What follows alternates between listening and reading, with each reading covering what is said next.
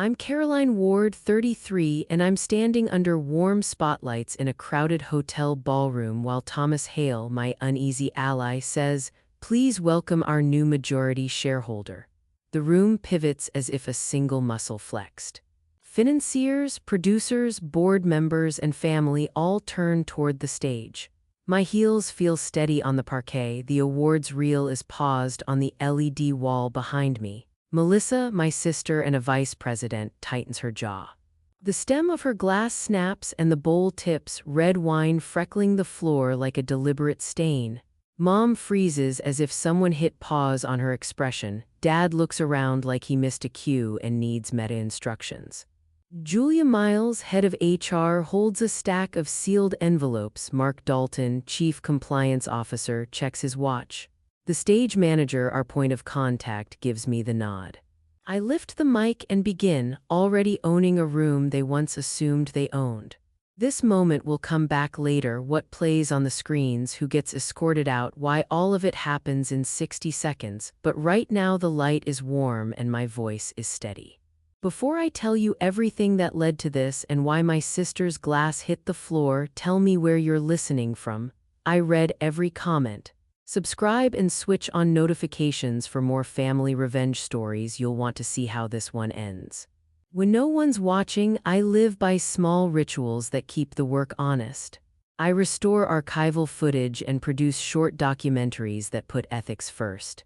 That line about ethics first isn't cute branding, it's how the studio survives. I learned to make tiny budgets look like miracles because I had to. Perfectionism isn't a quirk for me, it's a survival strategy. My nights are for color correction and cleaning metadata. My mornings are edits and outreach. My late nights are grant applications and chasing down provenance for a clip someone else swore they owned. I don't chase applause. I chase accuracy. I want the right frame for the right story, not the loudest frame for the most clicks. People who don't know the work call it a hobby and mean it as an insult. I let them.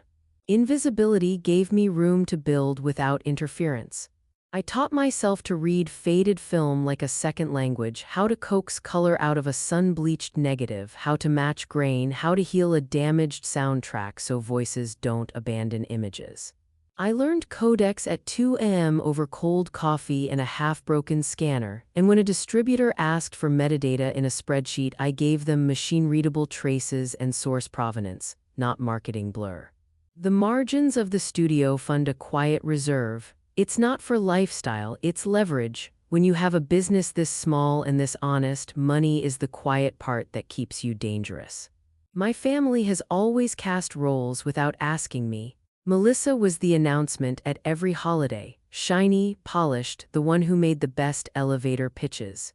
She became the accomplished one the way some girls become a rumor, gradual, inevitable, useful to other people's narratives. I was muted into helpfulness. I was the one praised for being flexible or being understanding, which in their language meant absorb the cost. Mom loves a public performance of family unity. She lives for the optics that say the household is neat, everyone polite, no one complicated. Dad prefers clear lines and not being bothered by details. He likes decisions that require no explanation. The story they told themselves was simple. Melissa's trajectory mattered and mine was a subplot to be admired from the wings when convenient. Gifts to Melissa read like investments. Scholarship money here, a reference there, introductions that turned into board seats and dinners filmed for trade pieces. Gifts to me came wrapped in pity. Mom would pat my hand and say, "You're resilient," with the tone of someone offering a consolation trophy. That phrase was the neatest pass of all, an eulogy disguised as a compliment. People call you resilient when they're planning to wake up and step on you. The family script meant I learned to make smallness a feature. But I stopped believing their casting and started collecting evidence. The wounds that trained my quiet weren't dramatic. They were slow and surgical. In high school, Melissa took my best essay, polished a paragraph, and delivered it as her own. Teachers praised her. I was told I was jealous when I pushed back. In college, paperwork rerouted the bursary meant for me to some new family arrangement. I took 2 jobs and missed office hours, and they called my perseverance admirable. Each time I raised a point, the room moved on. I grew savvy about costs, emotional, logistical, financial.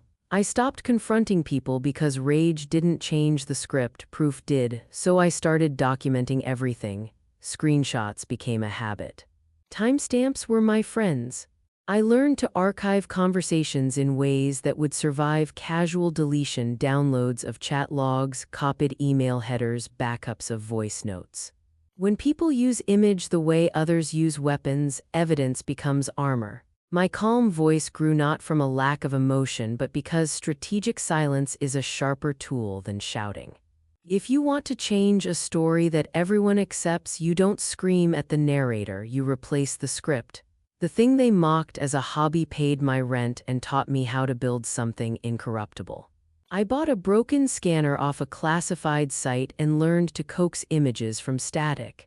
I spent nights teaching myself color grading from online forums and free courses until my hands remembered the curves.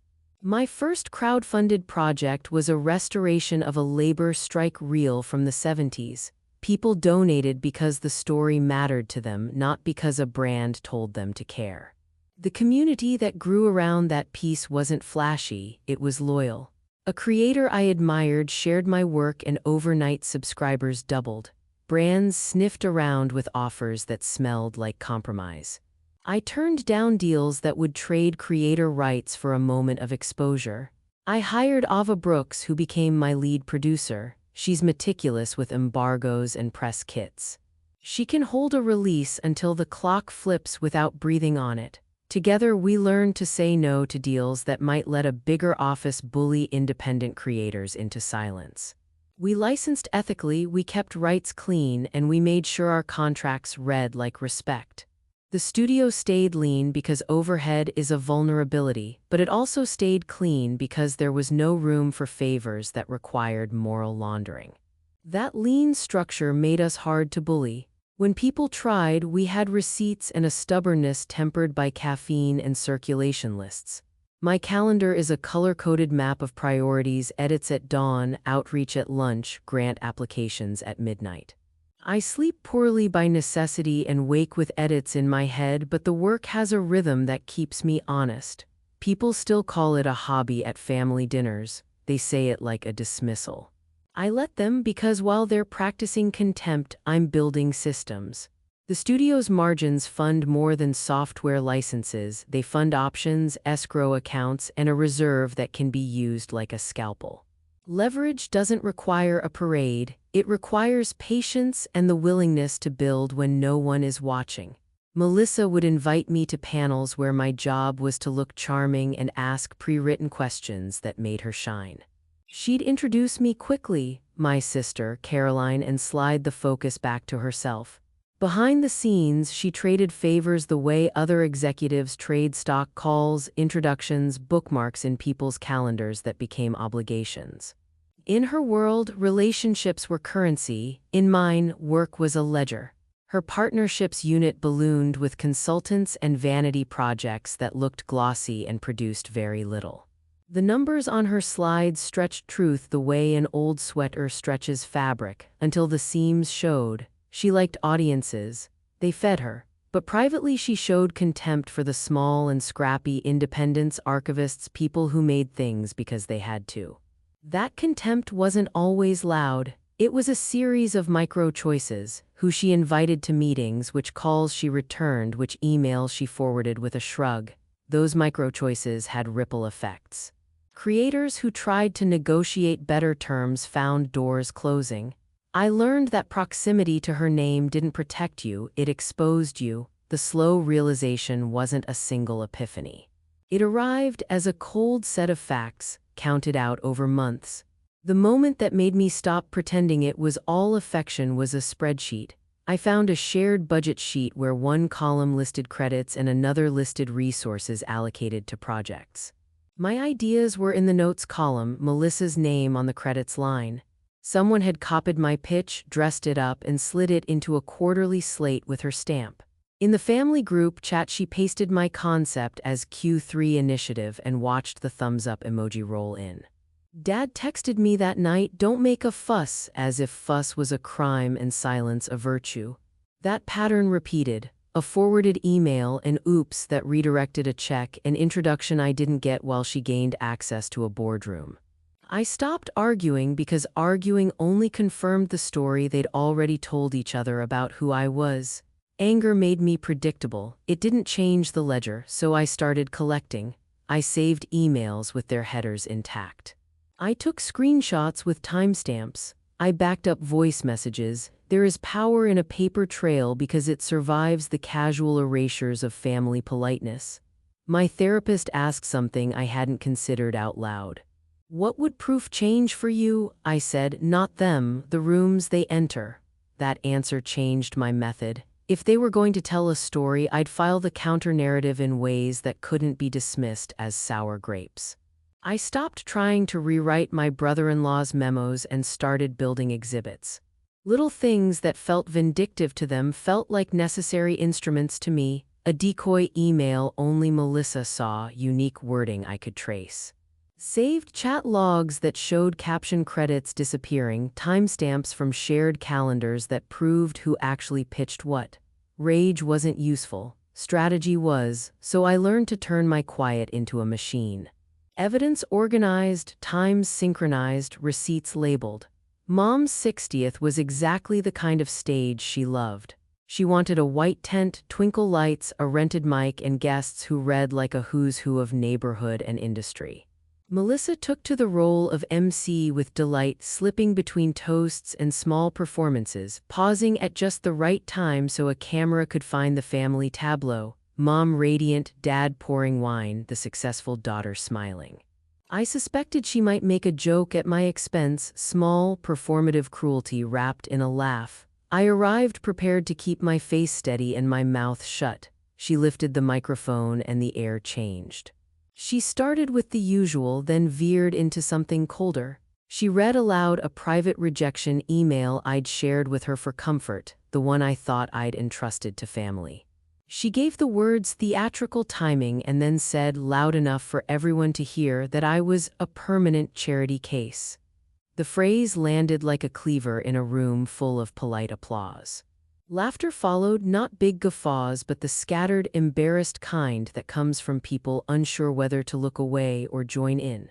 Then she announced, with a smile that didn't reach her eyes, that the family had decided to remove me from the trust and that I had until the end of the month to vacate the family flat.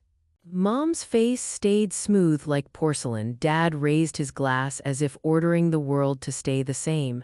Neighbors murmured. An industry friend clapped once and then paused as if he wasn't sure which side of this new script he was on. The humiliation was precise and public, designed so I couldn't correct it without looking ungrateful. I didn't cry. I watched the audience catalog who enjoyed cruelty and who looked away. I left the party with recordings, 2 discreet cameras at my back, and a lapel mic I kept clipped under my cardigan. People asked if I was okay. I said I was fine and helped collect chairs. The humiliation was a clean fact now, part of a file that sat on my hard drive. That night I wrote 3 lines in my notebook, neat, final. I won't argue, I'll architect, I won't warn. I'll schedule. The phrasing was both a vow and a plan. I already had a shell company, Ravenline Media, seeded slowly from studio profits, and that reserve I refused to touch for rent. Owen Reed, a partner at a sympathetic fund, had floated a bridge term sheet contingent on regulatory timing. He liked underdog stories with a margin.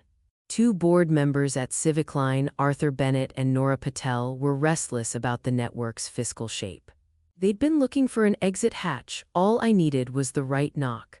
Lily Grant, my attorney and the only person besides me who knew the entire outline, double-checked the LLC language the next morning and smiled in that way lawyers smile when a plan starts to look like a calendar instead of a wish. So I moved from defense into offense with a checklist that read like a surgical tray: proof secured, legal perimeter in place, friendly capital lined up, board levers primed. There was no melodrama in my grief, only decisions. I didn't send angry messages or demand apologies. I allocated time, signatures, and wire instructions. I arranged rehearsals of plausible narratives I could feed to sympathetic ears so that when the moment came, the move would read like governance rather than vendetta. I chose the room where belonging gets assigned, a ballroom full of the people who judge belonging, and decided I would own it rather than ask for a place at its margins. I kept an anonymized tip account for work, a blunt instrument used by independent creators who wanted to report unfair deals without picking a fight. The account flagged my decoy language inside Derek's Slack in under 48 hours. Seeing that feed didn't surprise me as much as the speed. Information moves like water in a building with leaks. I traced the path from Melissa to Derek to a gossip columnist's editor and drew a map in my head: names, times, likely motives. I didn't broadcast the map, I labeled it. Listening became surveillance, not in a mean way, but as a practiced habit of recording the small betrayals that later add up to proof. My legal perimeter was a sculpture of small, precise edges. Lily Grant, my attorney and the only person besides me who knew the full plan, wrote Ravenline Media into existence as a Delaware limited liability company with voting classes that could be adjusted. We drafted non-disclosure agreements with teeth and option agreements that had alternative triggers for board members who became restless. Lily built a clause for a right of first refusal on a tranche of distressed debt the network's lender wanted off its books, and she wrote covenants that let us pull accelerated remedies if those notes were breached. We didn't invent tricks, we used well-known mechanisms in ways that would let a compact buyer take control without a noisy takeover fight. We set up a small forensic accounting team on retainer to model default scenarios under Melissa's current slate. Those spreadsheets became our early warning system. Lily and I agreed never to mention strategy in email subject lines. All calls that mattered were held in private offices or on secure lines. Contracts were printed, signed, scanned, and stored in a third-party escrow platform with timestamps you could use in court. We also rehearsed silence. Agents, vendors, even sympathetic bankers were given just enough information to act and not enough to gossip. Building the shell and the wall was less about secrecy than about creating places where a plan could be executed cleanly. Thomas Hale, the chief executive officer, had a pressure point. He was responsible for numbers that were thinning, and Melissa's partnerships unit was a visible cost center. He was a reasonable man in a system that rewarded spectacle over substance, and that gave me leverage. I requested a quiet meeting in a law office downtown after hours where we could speak as professionals and not trade cards in a reception line. Lily came as counsel, taking minutes, and sat a respectful pace behind me, so if anything went sideways, she could make the conversation official. I showed Thomas the path he could take that would let him keep his job and clean house at the same time. We talked about restructuring partnerships, about folding certain teams into standards and compliance, about stopping vanity spends with little to show. I made the case in business terms: reduce churn, increase retention among creators who feel exploited, and restore advertiser confidence. I stressed governance, not vindictiveness. He needed a relief valve that didn't look like him surrendering to chaos. I offered him that valve: a controlled transition, a public ethics initiative, a 12-month reform window with clear milestones. He hedged, as executives do, and asked for safeguards. I offered to keep him in place if he cooperated at the gala and allowed the governance narrative to lead. He didn't know the twist we would unveil.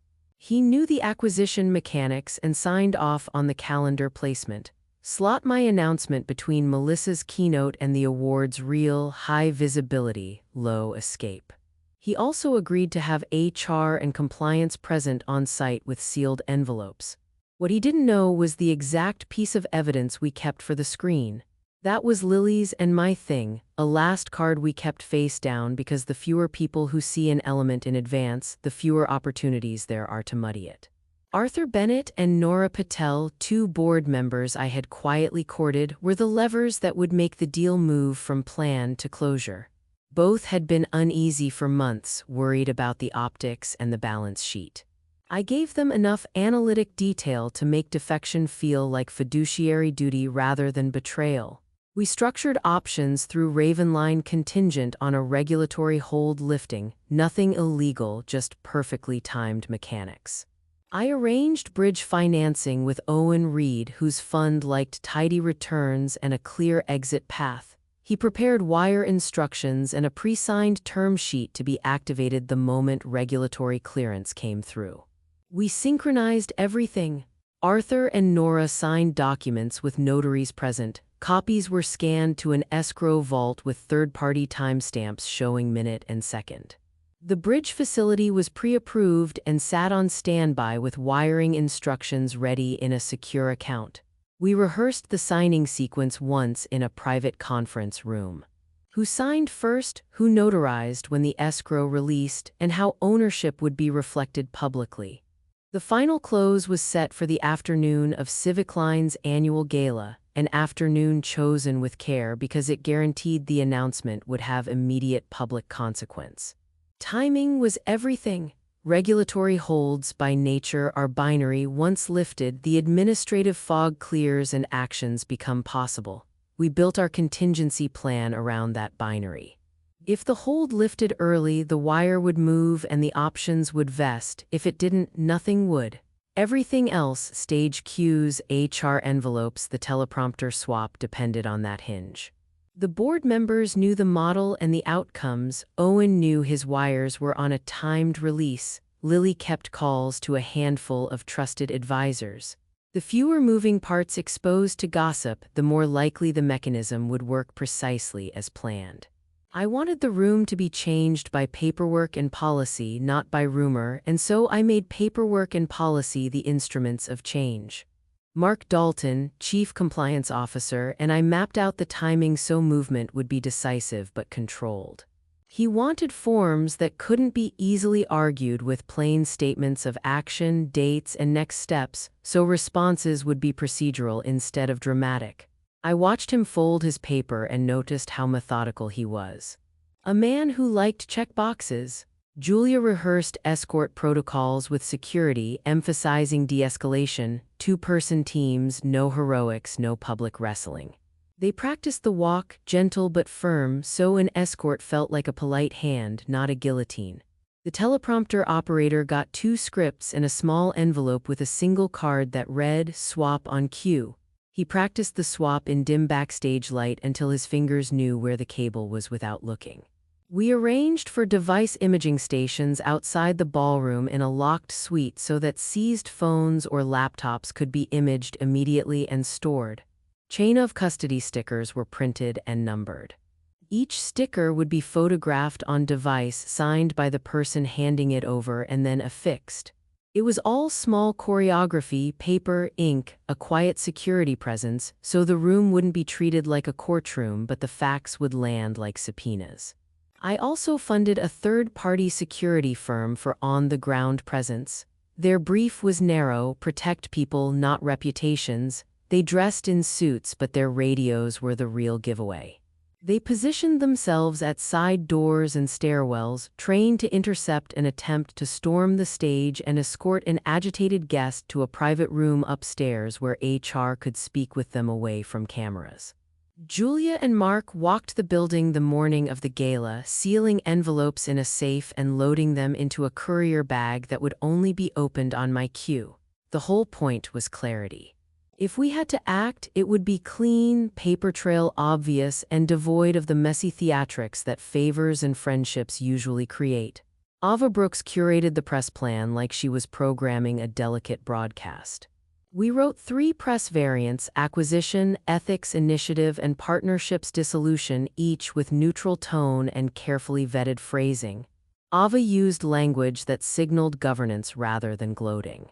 We will audit existing partnerships reads differently than we are firing people. The former invites process, the latter screams vendetta. She timed embargoes so releases would cascade.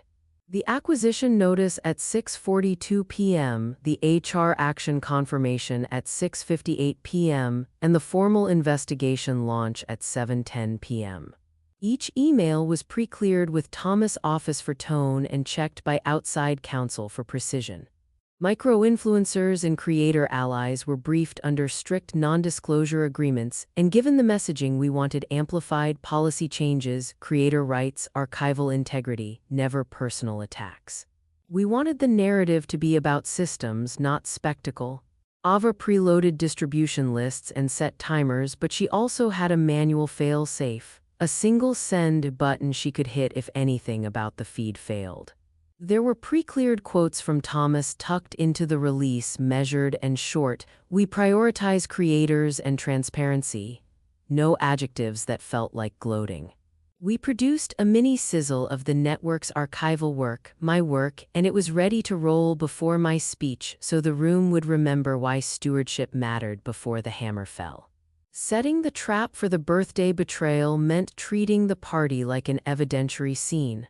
I knew Melissa loved an audience and would take a mic when given one. She always did. So I put 2 small cameras where they wouldn't draw attention, one on a high pole by the tent's edge, another disguised as part of the catering rig, and I clipped a lapel microphone under my cardigan, the wire tucked so it wouldn't be visible.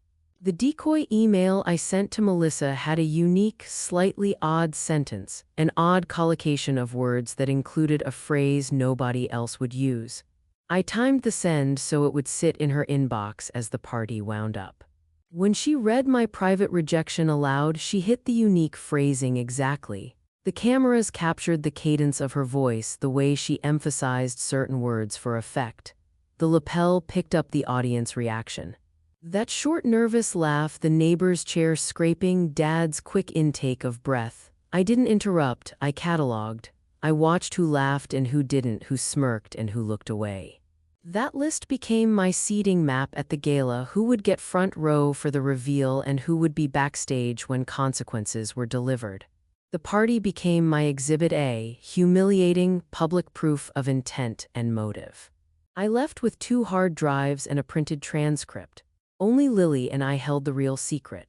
I had traced unauthorized logins to my personal email back to a device fingerprint that tied to Melissa's device ID through a shared tablet Dad kept in the living room, the one he used for recipes and email, the same tablet Melissa used when she visited.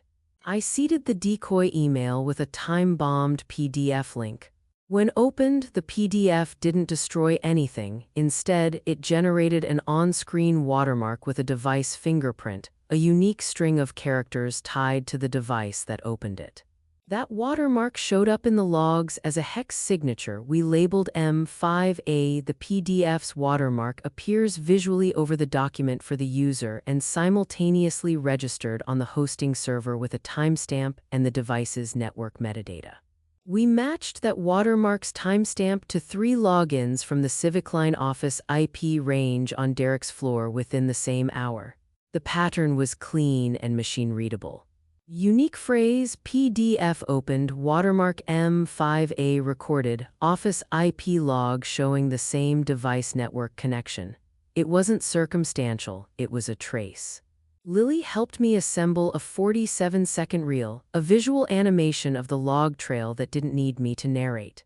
It showed the decoy email, the PDF open, the on-screen watermark, then a map of IP logs with times and device fingerprints cross-fading into the Civic Line network entry.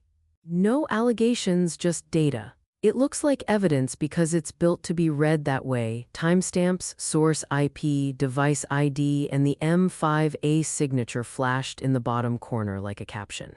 No one at the network had seen it before, only Lily and I knew it existed and the precise moment it would play. The reel was a surgical instrument. It turns a private act into a corporate policy violation on a screen where witnesses sit and take note. It wasn't theatrical revenge. It was a provable chain of access that allowed HR and compliance to act with cause in front of the people who mattered.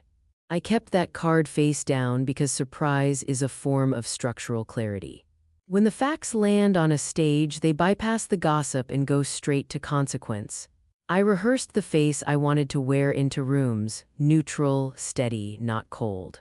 I practiced micro-expressions: how to let a smile be small and not apologetic, how to hold my chin when someone tried to shame me. I rehearsed my answers for likely questions and kept them short. We are initiating a standard audit. We will follow policy. HR is addressing personnel matters.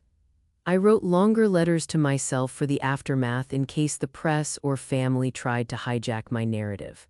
You don't need to forgive to be free, you need to close. Those letters were for later, for nights when the adrenaline wore off and the quiet brought doubt. I also planned contingencies for Mom and Dad. I wrote a text for Mom that said, "I will talk when the company releases a statement. Until then, please respect my boundaries." For Dad, I prepared a firmer note. Any attempts to interfere with studio staff or enter the office will be documented. Lily kept a copy in her file in case words disappeared into family drama and needed to be formalized. The point wasn't cruelty. It was to protect people who could be harmed by emotional spillover, my team, the creators we represent, and myself. On the night I left Mom's party, I felt none of the cinematic fury I had imagined. The cards in my notebook read like a calm checklist. I slept. I ate. The plan lived in small acts: an early morning stretch, a practiced inhale before a meeting, a refusal to take bait. Emotional containment in my case meant treating feelings as data, observe, record, and then operate. That way, when the moment came under the stage lights, I would have a steady hand and a clear voice. The white tent at Mom's 60th looked like a photograph you hang to say, "We did this well." String lights, linen-covered tables, a rented mic on a stand. Mom loves that kind of order. The table settings glittered, forks catching the dusk. Melissa moved through the crowd like she owned the air. She slipped into the MC role with a practiced smile and the voice made for projection. Guests laughed at her prepared jokes, and for a second the evening held its polite, warm shape. Then she shifted. She thanked Mom, pivoted, and read from her phone as if pronouncing an award. She read a rejection email I had once shown her in confidence. She read it aloud with an emphasis designed to puncture. When she called me a permanent charity case, it landed like a slap. The sound in the tent changed, air sucked out of lungs, forks paused mid-reach. The laughter that followed was uneven, the kind that tries to cover an awkward truth. Mom's smile shuddered into something tight. Dad sipped his wine and his eyes flicked around, searching for a script he could follow. She didn't stop there. With that same theatrical cadence, she announced my removal from the family trust and told everyone with an air of finality that I had to vacate the family flat by month's end. The guests clapped as if marking a transition she had declared, not a cruelty. I felt a small mechanical part in my chest click into place. I had expected this cruelty, I had prepared for it. I didn't respond out loud. I folded napkins, moved chairs, helped clear plates with gloved hands. My lapel mic recorded every cadence. 2 small cameras captured the angle of her face and the way the crowd reacted. I left with footage and a transcript instead of a speech. The morning after, the world smelled like coffee and paper. Lily filed a preservation notice before 9 a.m., a formal freeze on communications that could be relevant. She explained it in plain terms to me: freeze, store, do not delete. It felt procedural in a way that soothed. Ava backed up the party footage onto 3 hard drives and labeled each one in a handwriting she knew I trusted. One went into a safe deposit box, one into my studio's vault, and one stayed with Lily's office. Those drives clicked like metronomes, little mechanical guarantees that what happened couldn't be erased by performance. Owen reconfirmed the bridge facility timeline with a short text. Hold stands, regulatory expected Thursday p.m. I breathed at the message like it was a rope thrown across a fast river. Arthur and Nora scheduled the options signature for an hour after the anticipated lift, their calendars pinged with meeting confirmations. Julia confirmed HR packets were printed and sealed, each with serial numbers and chain of custody receipts. Mark finalized the practical wording of investigation notices so they would read like process and not revenge. My inbox had a dozen messages that were all about timing and sequence, little dominoes set in place. I took one more step that morning I hadn't yet admitted to anyone else. I made a list of who laughed at Mom's party and who stared away. I built the seating map for that night's gala in my head. The people who enjoyed humiliation would get front row seats to responsibility. The people who looked away would be backstage, given a chance to change course. I printed none of this, saved none of it in an email. It lived as memory and as a plan I could move in the right direction. A text from Melissa came 3 days later. "Come as my +1 to the gala, I'll get you in, black dress." The little heart that followed felt like a dare dressed as casual courtesy. I took a screenshot, another entry in my ledger, and replied, "Sure." I meant it as an affirmation of presence, not submission.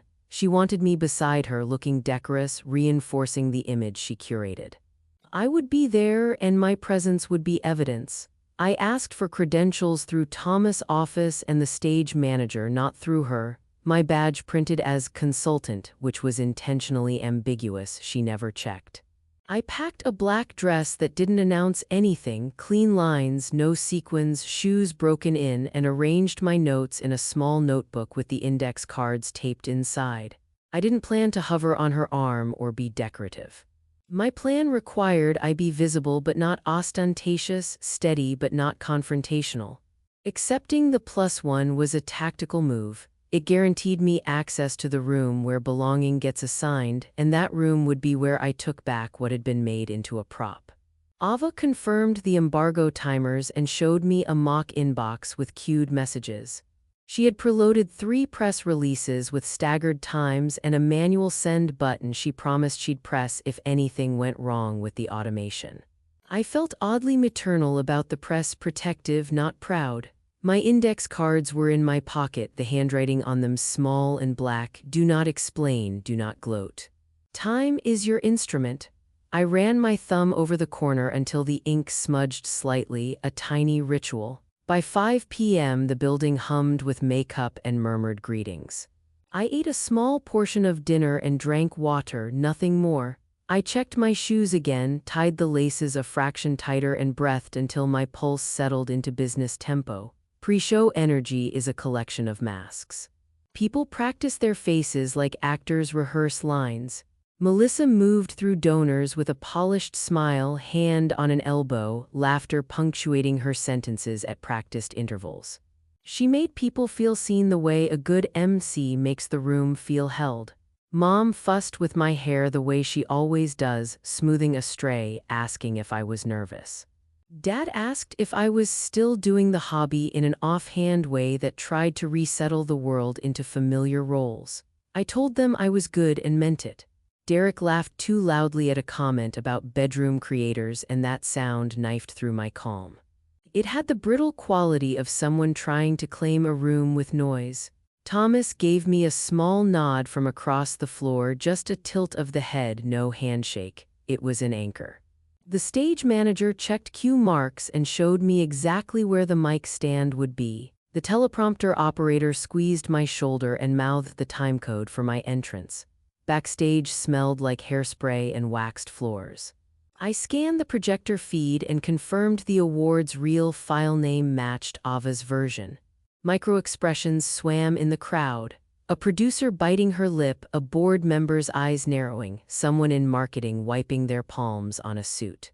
Masks protect people and reveal them at the same time. Melissa's keynote started like a rehearsal of the network's public best face. She played a sizzle reel of partnerships, slick montages of smiling faces, brand logos drifting like credits, B-roll of smiling consumers. Her voice was confident, the tone of someone used to applause for big numbers. She tossed off a joke about bedroom creators and the room laughed. The joke was a soft dismissal disguised as humor. She inflated some figures on slides, engagement numbers presented without context, and the room accepted it because the cadence felt right. I watched the slides for the inaccuracies I had cataloged. Each one was a small theft of truth.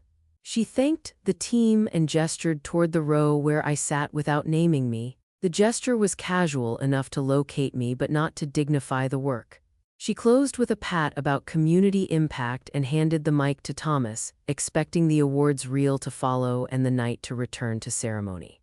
She did not expect the room to tilt. She did not expect that the next mic would be used not to amplify her narrative but to undo it.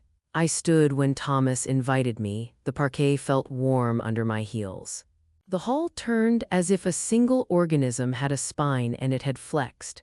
The operator froze the awards reel and a hush slotted into the room like a new ceiling.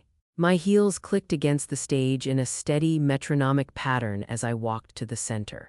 The lights flattened faces into recognizable shapes. The LED wall held an image that had been paused, photos of nominees, the title card for the awards.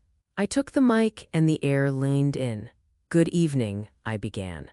My voice landed clean, not singed by triumph but sharpened by purpose. "I'm Caroline Ward. Through Ravenline Media, I now hold a majority interest in this network." There was a beat where the sound in the room changed from murmurs to the kind of silence that listens. Phones lifted, whispers threaded through the crowd. I did not look at Melissa. I scanned faces, investors with new calculations, creators relieved and surprised, board members whose hands had just signed invisible lines. The stage manager watched my hands for timing. Julia stood ready with envelopes, Mark's jaw set. It was a moment arranged by paper and patience, and as the words left my mouth I felt both the gravity and the lightness of a long-planned consequence beginning to unfold. The stem of Melissa's wine glass snapped. The sound was sharp and final, like an exclamation point. I also made a personnel note without dramatics. I vested authority in the hands already in the room. Julia Miles would oversee immediate personnel actions related to policy breaches. Mark Dalton would oversee the compliance investigation and the chain of custody procedures. I said this because audiences like structure. Structure gives them a place to stand when the ground moves beneath them. I didn't demand applause. I didn't even wait for it. I set deadlines into the air: 30-day review for contracts, 72-hour turnaround for initial device imaging, phrased as operations, not punishment. That phrasing softened nothing, it sharpened expectation. I watched faces as I outlined the first audits, content deals from the past 2 fiscal years, payments routed through partnerships, and any redactions or blocks placed on independent creators. Investors began calculating, producers checked mute notes, and a few junior staffers unclenched visibly. My voice didn't waver because I had rehearsed this tone until it felt like the only honest one. Clear, action-oriented, and unsentimental. If the room wanted a spectacle, I offered procedure, because consequences that survive press cycles are the ones that get written into budgets and compliance manuals. When I cued the operator, the lights dimmed and the sound dropped. The reel ran exactly as Lily and I had designed it. No commentary, no music swells, just the data telling its own story. It began with a screenshot of the decoy email and the odd phrasing I had planted. A tiny sentence you wouldn't notice unless you were looking. The frame dissolved to a clip of the time-bombed PDF opening on a tablet screen, and in the corner a watermark flickered: M5A, sharp and machine-like. On the left, timestamps rolled in precise increments. On the right, a map of IP addresses slid into view with matching times. Then the animation crossed to a stylized log trail. The device fingerprint appeared, followed by entries from the Civic Line office IP range. Each log entry pulsed in sync with the watermark's timestamp, no interpretation, only correlation. The reel showed the device ID matching the hex signature and then overlaid a simple line: unauthorized access detected. The room heard a chair scrape. Someone whispered, "Oh my God." The reel didn't accuse, it demonstrated. It let the numbers do the accusing for me. After the screen, the room felt smaller and clearer. I didn't look at Melissa when the reel ended. I let the silence work. Then I said, "Mark, proceed." That one sentence was the cue Julia and her team had trained on. It was quiet, but it carried weight. It authorized action based on the evidence that everyone had just seen. Julia moved with the economy of someone who had executed this dance before. She stepped onto the stage with a courier bag and a calm that felt rehearsed but was real. She handed 2 sealed envelopes to the stage manager, one for the person implicated in the log trail and one for a deputy who surfaced in the correspondence. and then she opened a stack to distribute to the head volunteers who would coordinate escorted conversations. Each envelope was numbered and dated, each had a chain of custody slip attached. I watched her methodically hand them to people who knew how to read them without theatrics. Mark read the investigation notices aloud in a voice that felt like a plain order. Devices would be surrendered for imaging, accounts temporarily suspended, and investigations launched under policy clauses that allowed for immediate action when company resources were misused. Security moved as they'd been briefed, two-person teams at the exits with polite firmness, guiding subjects to a private room for collection of devices and statements. They did not shout, they did not make a scene. Their radios clicked.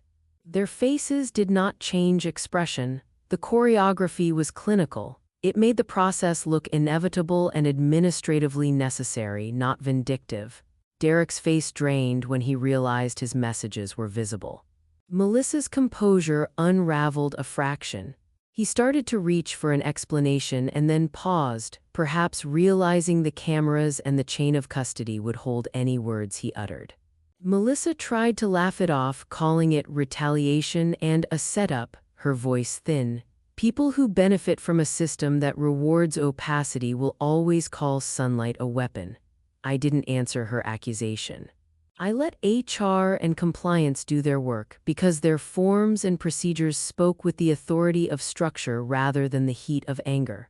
I turned the screen back to slides that laid out the smear campaign in a way that couldn't be shrugged off as internal politics. The first slide showed Slack excerpts from partnerships where creators, including me, were described in dismissive terms. Bedroom creators and pay-to-play only, phrases that read like instructions for exclusion. Next, I flashed forwarded emails directing distribution teams to deprioritize access unless a creator agreed to certain promotional terms.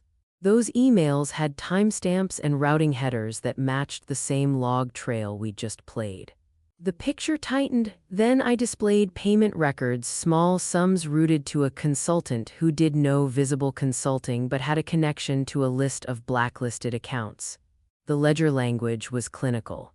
Invoice numbers, dates, routing account references. You don't need an angry narrator to condemn a scheme when the numbers line up. I said calmly, this has been a pattern. We will no longer reward sabotage disguised as business development. Phones in the room buzzed as Ava hit the manual send on the embargoed press release. Inboxes lit across the ballroom and a ripple of headlines began forming before anyone could pivot to spin. A young producer in the crowd wiped her eyes, relief, I thought, more than triumph. She had been on the receiving end of these tactics, and tonight she saw a policy line drawn in a way that offered protection rather than hostility. The applause that followed felt less about me and more like a collective exhale.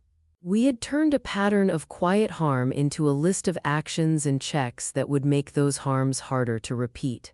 I announced immediate changes to contract language. Creator rights addenda would be honored retroactively wherever possible, and new deals would include clearer reporting metrics and opt-out clauses for creators. I laid out the whistleblower line managed by a third party to guarantee anonymity and a straightforward intake path. People in the room began to breathe differently. Junior producers sat straighter. A few people who'd spent years hedging their emails looked relieved. A soft murmur of gratitude threaded through the crowd, not for me but for the fact that someone had written a limit into their world.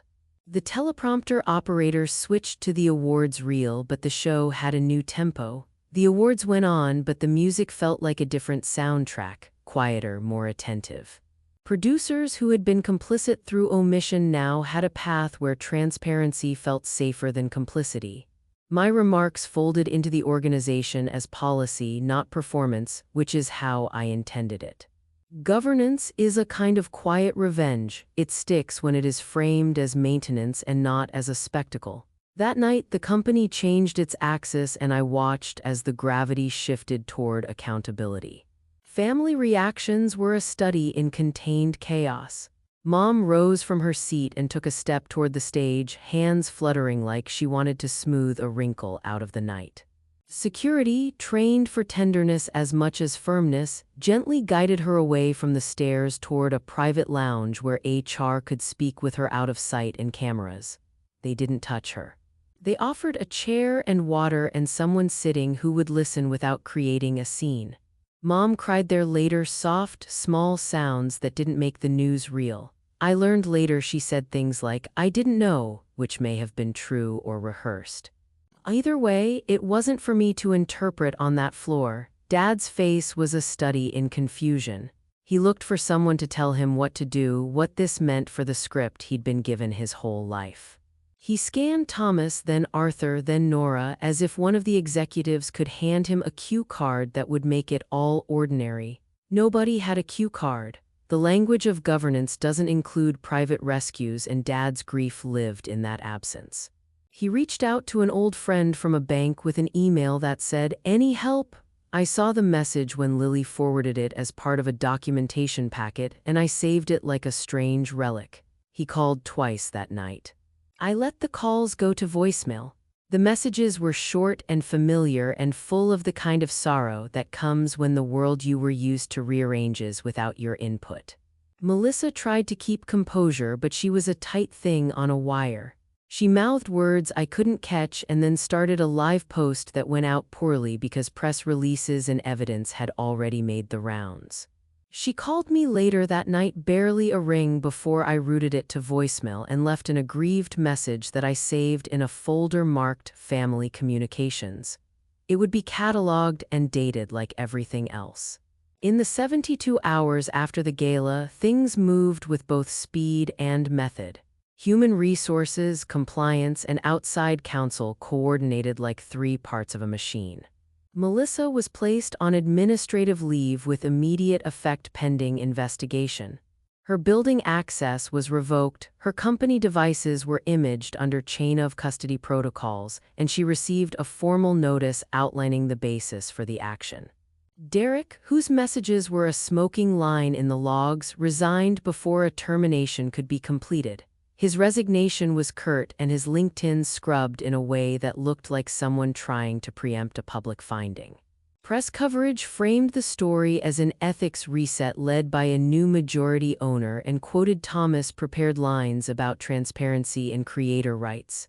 I kept my public comments clipped and operational policy, not personal. Advertisers who had been nervous about the network's optics breathed out in private messages that read like relief. They'd been paying for visibility and had gotten volatility. Internal communications that first evening were tight. An all-hands note from Thomas reiterated the process and directed employees to the third-party whistleblower line we'd activated. Mark triaged tip-line messages with outside counsel and prioritized cases that involved misuse of company resources. The intake form filled quickly with named instances, each one a possible follow-on to the action we'd taken on stage. The immediate wins were administrative, but they mattered. Contracts on questionable deals were put on hold. Invoices associated with suspect consultants were flagged for audit. Payments that looked like payoff mechanisms were frozen until review. Julia handled personnel movements with a steadiness that stopped gossip from filling the navel of the company. She issued a statement that respected privacy but did not obfuscate purpose. Our press messaging, Ava's lines about governance rather than vengeance, helped frame the narrative and made the public story about policy rather than family drama. Structurally, the company made moves that would show up on quarterly reports. We canceled 3 underperforming vanity series and redeployed that budget toward investigative and archival programming where returns were measurable and aligned with the network's supposedly stated values. We rolled out a content rights addendum to every active contract and offered retroactive cleanups where creators had been hamstrung by older language. The finance team turned a spreadsheet from a liability into a ledger of reallocated resources. Our projections improved when waste lines were cut. I knew budgets would talk and that an improved margin gives you space to do things ethically. We created the Standards Council with rotating creator seats, a mechanism that put real people in governance roles and not just PR-friendly names. That council had the power to review content decisions and flag conflicts, and it reported directly to the board. We hired an archivist on the payroll, someone whose job description reads like a vow. Protect provenance, ensure access, and keep the story true. Editorial morale surveys ticked upward in the next pulse. Emails from young producers filled my inbox with phrases like "finally" and "thank you" in ways that made the administrative work feel like repair rather than revenge. Family reckonings continued at a distance and in forms that felt both petty and petty-specific. Mom called and left a voicemail that began, "You embarrassed us," a line I saved and labeled with the date. I didn't call back. Instead, I wrote a message and saved it in drafts. "I will answer when the company releases a statement. Until then, please respect my boundaries." I never sent it because distance makes a boundary more powerful when you keep it. Dad sent a forwarded legal advice article about trusts and family disputes with a note that said, "Maybe this helps." I replied with the HR contact at the company and a line that read, "If you have concerns about employment law, please contact Mark or Julia." It was sterile but effective, less emotional than the forwarded article and less likely to be bait. I renewed my lease on the family flat quietly through my attorney. Lily sent the paperwork with a cover email that said, "Protected and filed." I also sent a lawyered note to Mom and Dad. Any attempt to contact studio staff or enter the office without prior notice will be documented and pursued. That sentence cost me nothing emotionally but signaled that boundaries are enforceable, not merely suggested. Melissa posted a counter-narrative on social channels that attempted to paint the events as a hostile takeover by a resentful sibling. Engagement was low and receipts redirected the conversation, screenshots of emails, the real copies of notices, even the chain of custody stickers. People who wanted drama found it thin, people who wanted accountability found policy. I didn't respond directly to her posts. I let process answer because the better rebound wasn't social media but budget lines and compliance reform. In the end, the family remained a family in the ways that families do, messy, complicated, and imperfectly reconciled. But I had shifted my address within it. I kept the studio, renewed a lease, and confirmed that the work I had built would continue. The reckonings would come in time as trust dissolves or mends, but I did not chase either outcome. My work was now in the room where belonging got assigned, and I had demonstrated that belonging can be a consequence of policy rather than a favor. Her access to company systems and to the building was revoked. The devices the company seized were imaged, and their contents matched the evidence we'd already aired. The audit flagged payments routed through partnerships to a shell consultant. Invoices lined up with the timing of blocked creators and blackout directives. When the facts stack like that, it's hard to make a compelling alternate story. Melissa tried the social media version where she painted herself as a target of a vindictive sibling and a hostile board. People who already wanted drama clicked and reacted, but the engagement metrics were thin and mostly came from bots and a handful of loyalists. The real conversation moved to trust documents, minutes of meetings, and the audit trail. That was where decisions happen, not in comments. Her patronage network frayed. People who had called for cocktails in private were suddenly quiet when asked to corroborate her version. The favors she'd used to weave influence became liabilities. A few colleagues called to say they'd had doubts, others said nothing. She tried to rally allies, but many had been on the receiving end of the same practical changes. Canceled deals, delayed payments, new oversight. The cost of association rose in a fiscal way. No one wanted to be tethered to a leader whose liabilities were now public and whose future with the company looked uncertain. She attempted a limited counter-narrative, interviews with sympathetic outlets, a statement about being taken by surprise, but the documents told a more complete story. When the board released a formal statement that listed the policy breaches and the corrective actions, it read like a ledger: findings, actions taken, timelines, and next steps. That structure removed the theater. People don't unknow facts because they prefer one version, they accept the version that produces consequences. The board's action didn't satisfy the hunger for gossip, but it reshaped the incentives that had allowed the behavior to persist. I didn't exult in watching her fall in the way some people expect when wrongdoing is exposed. There was a quiet thing that happened instead, an easing like pressure released from a joint.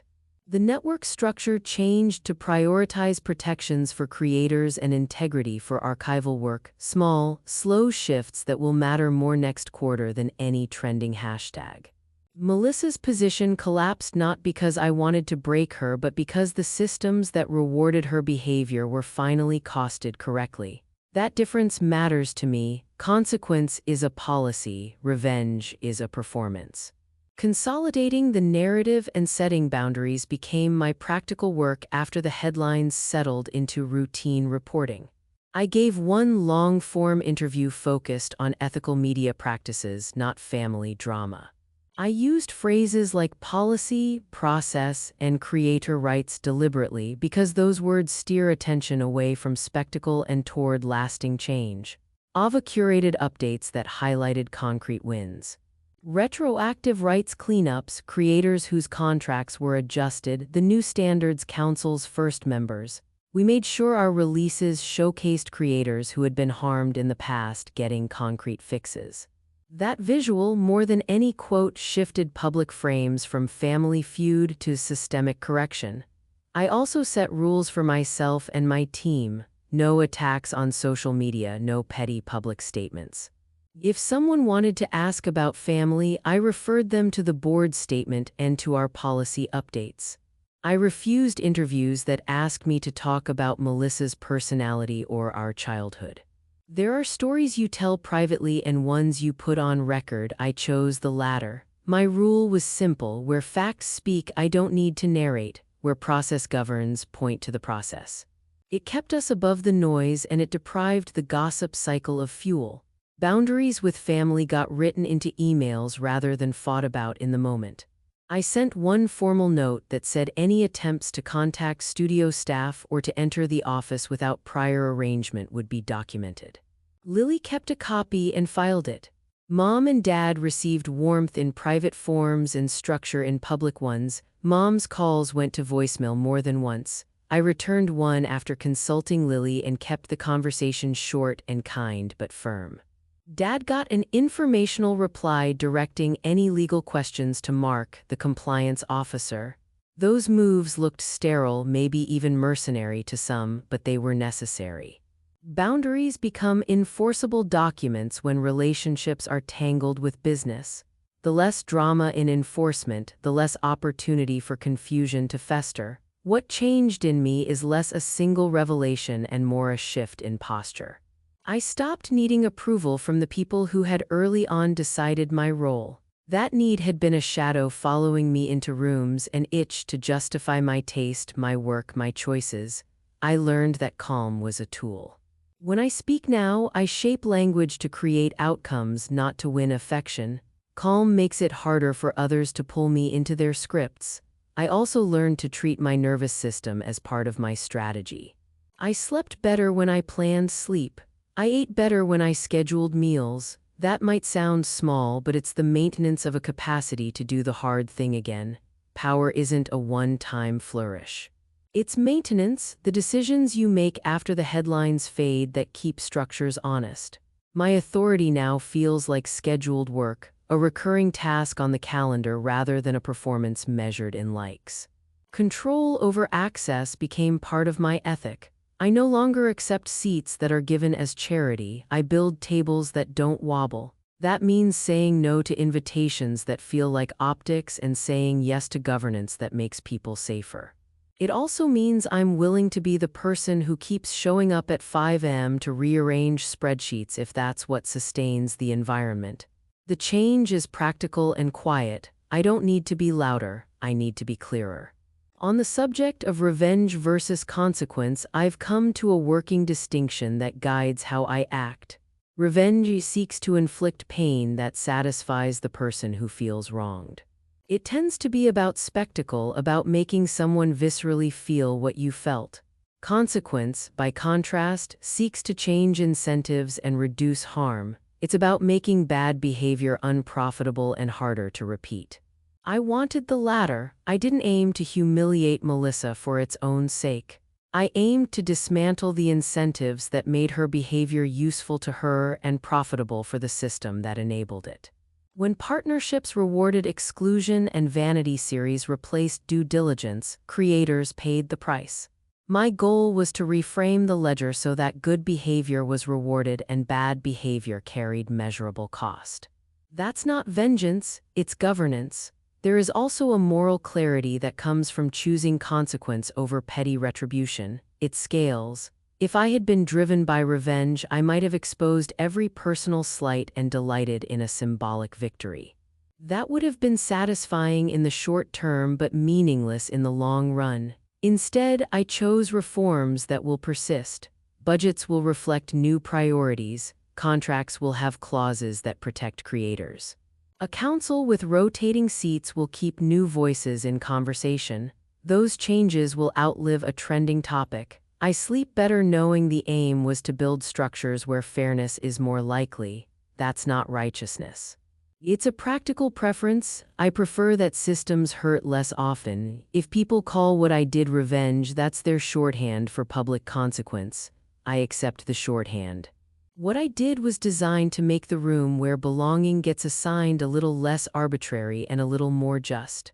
I speak plainly about what I expect. Creator rights honored, archival integrity funded, transparent metrics published. I don't beg for trust, I make it easy to verify. Contracts and budgets do the heavy lifting. Policies that show up in payroll and procurement are less likely to be ignored than speeches that fade with the evening. My authority now is procedural. I write the rules, I enforce them, and I make the consequences predictable. That steadiness is its own kind of mercy for teams, for creators, and for the work itself. I kept boundaries with mom and dad in ways that were quiet and enforceable. I answered when appropriate, and I redirected every personal intrusion into a professional channel when the studio or its staff were involved. That sternness looked cold to some. To me, it was a necessary clarity. People can't respect boundaries they're allowed to ignore. I don't make a show of power, I maintain it. I check budgets at dawn and sign payroll at noon. I sit in long meetings and ask small questions that keep people honest. This is not drama, it's maintenance. Authority without apology is a daily practice, small choices that accumulate into a world where fairness is more likely and favors are less useful. When the mic is mine, I use it to protect work, not to punish for pleasure. If you've had to choose consequence over approval, tell me in the comments. I read every one. Subscribe and turn on notifications for more family revenge stories, and tell me where you're listening from.